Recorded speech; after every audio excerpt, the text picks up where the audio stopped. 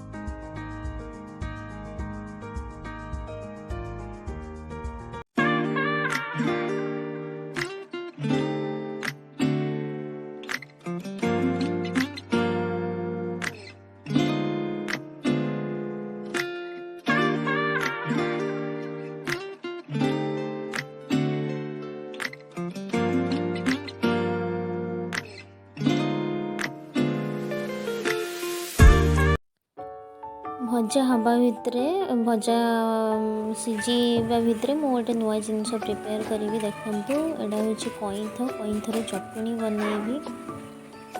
सी पूरा आराम से माने कईथ चटनी 3-4 दिन फ्रिज रे तो स्टोर कले गोटे सप्ताह रमती। नॉर्मली भी 3-4 दिन रही शीत दिन ना कि भी खराब होगा। तो कईथ फटे बाहर करदेली, से आवश्यक मुताबक लुण देदेली। तापर गोटे हाफ स्पून जीरा गुंड देदेवी। तापर धनिया पत्र, कंचा लंका आउ किछि चीनी, खट्टा मीठा माने टेस्ट रहा दरकार। देखे बहुत ही बढ़िया टेस्ट आसो। टे लंका अधिक देवे, जो मैंने राग कम खाऊे से कम राग देवे। बस एबे ताको ग्राइंड करदबा। ये मोर कईथ चटनी पूरा फाइन पेस्ट करदे। बहुत ही बढ़िया लगे भात सहित, रुटी सहित, जो थे खाइले भी बहुत ही बढ़िया टेस्ट लगे। एपटे मोर भजा चेक करदेवी।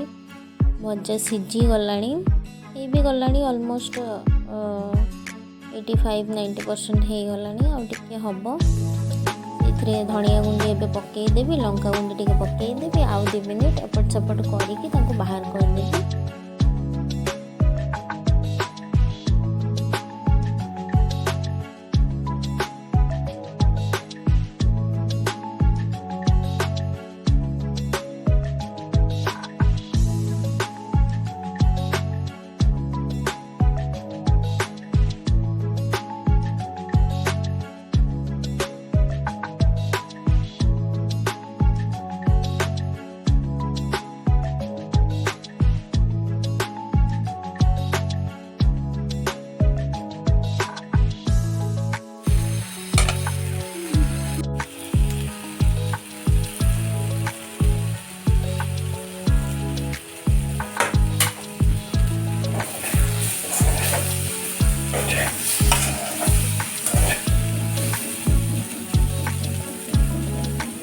बस ए मोर भजा रेडी होगला।